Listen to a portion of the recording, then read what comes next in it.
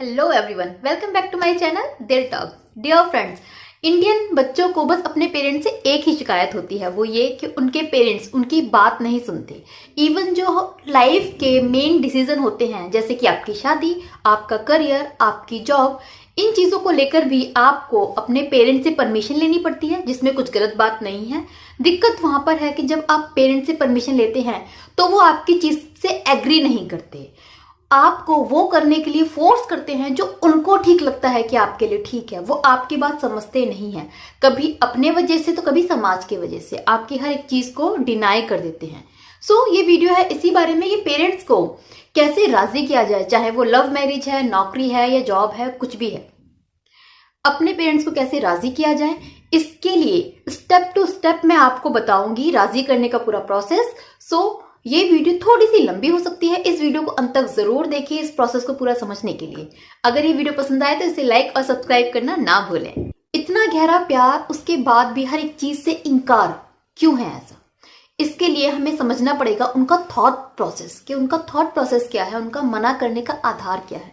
देखिए, जब वो मना करते हैं उनका जो माइंड है वो 3 तरीके से काम करता है। पहला उनका मना करने का रीजन होता है उनका खुद का तजुर्बा। ऑब्वियसली वो इतनी एज के हैं तो उन्होंने अपनी जिंदगी में बहुत सारे तजुर्बे गेन किए हैं, जिसके आधार पे वो आपको किसी चीज के लिए हाँ या ना कहते हैं। दूसरा जो मेन रीजन होता है, मेन आधार है, वो है सामाजिक प्रभाव। ऑब्वियसली इस चीज से आप सभी लोग एग्री करेंगे कि उनके ऊपर समाज का बहुत गहरा प्रभाव होता है। वो पर्सनली तो किसी चीज का खुद पॉइंट ऑफ व्यू नहीं रखते हैं, लेकिन वो किसी चीज के लिए इसलिए मना करते हैं कि लोग क्या कहेंगे, ऐसा मत करो क्योंकि लोग क्या सोचेंगे। उनकी जो सुनी सुनाई बातें हैं, लोगों की बातों का जो इम्पैक्ट उन पे है, उसके वजह से वो आपको किसी चीज के लिए हाँ या ना कहते हैं। तीसरा जो मेन रीजन होता है वो होता है आपके लिए बेइंतहा गहरा प्यार। जो आपके लिए प्यार है, उस प्यार की वजह से वो आपके लिए ओवर कंसर्न है। उस कंसर्न की वजह से, उस प्यार की वजह से वो आपको किसी चीज के लिए हाँ या ना कहते हैं। ये 3 रीजन होते हैं जिसके वजह से उनका कोई डिसीजन हमारे लिए आता है, जो हमारे फेवर में होता है सम टाइम, या फिर I should say many time हमारे अगेंस्ट होता है।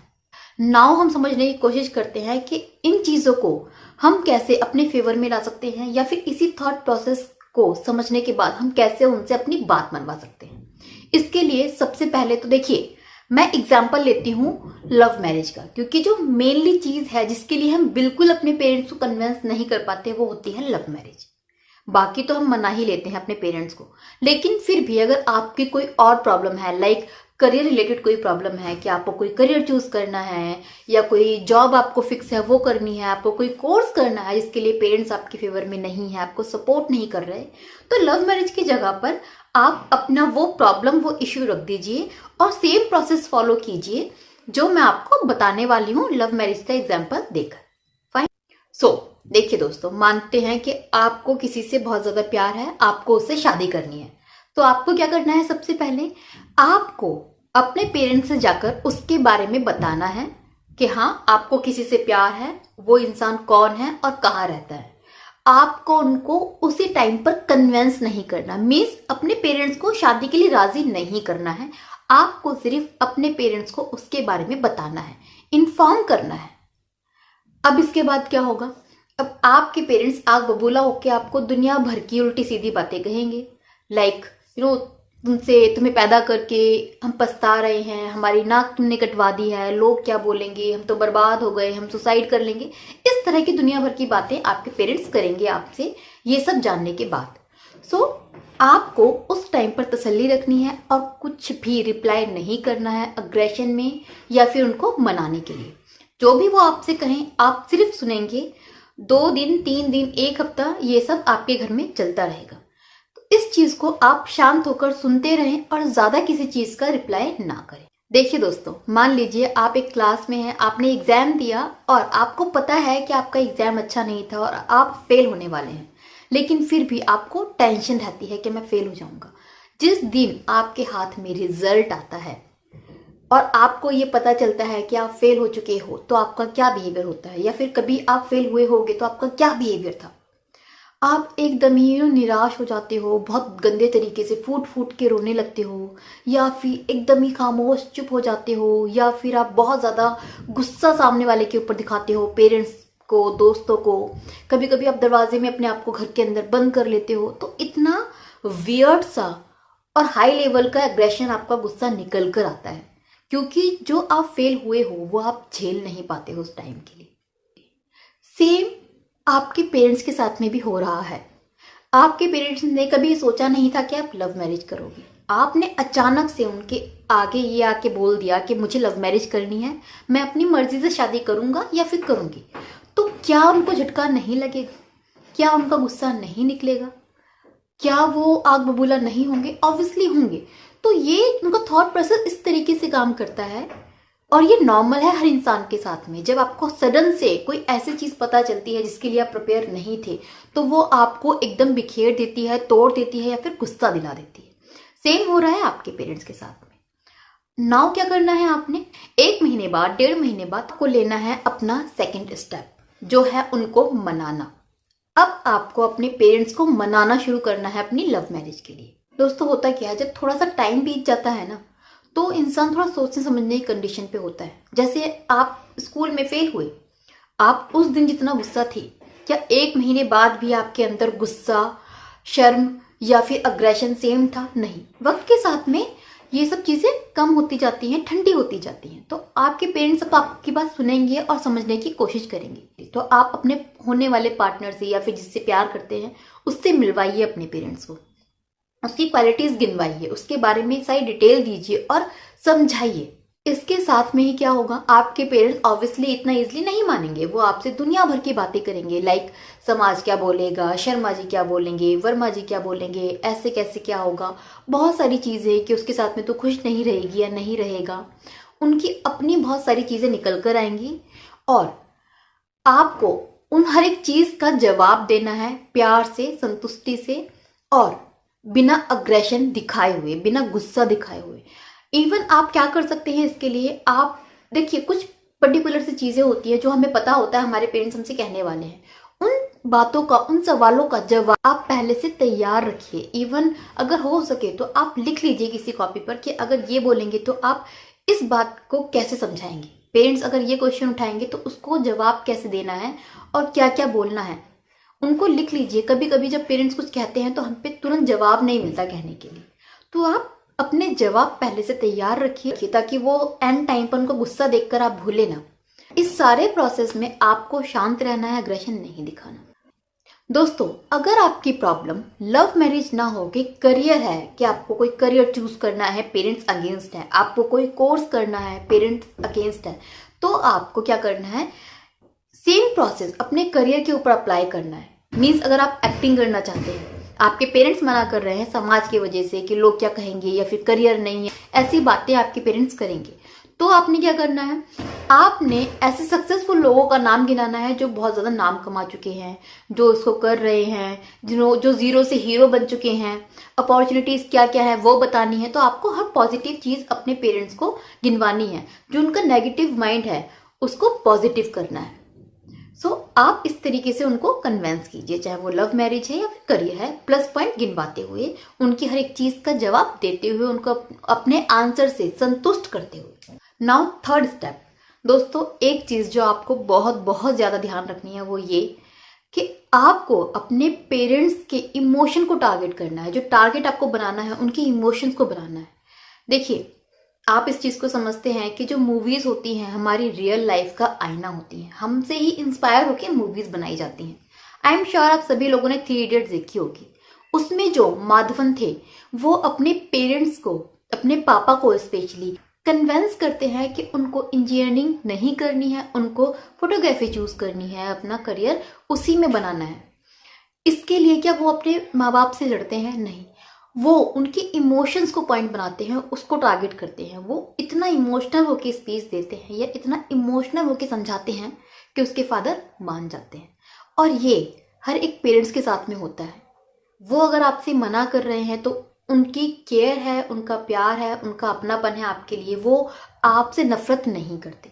अगर आप उनको इमोशनली इस चीज को समझा देंगे कि आप जो चीज़ चाहते हैं इसके बिना पूरी ज़िंदगी खुश नहीं रह सकते, जी नहीं पाएंगे, तो वो मान जाएंगे थोड़े वक्त के साथ में। लेकिन आप क्या करते हैं, आप उनकी या तो उनके अगेंस्ट चले जाते हैं गुस्से में, या फिर बिल्कुल ही उनकी बात मान लेते हैं कि जो उन्होंने कह दिया वो कर लिया। आपको दोनों में से कुछ नहीं करना है।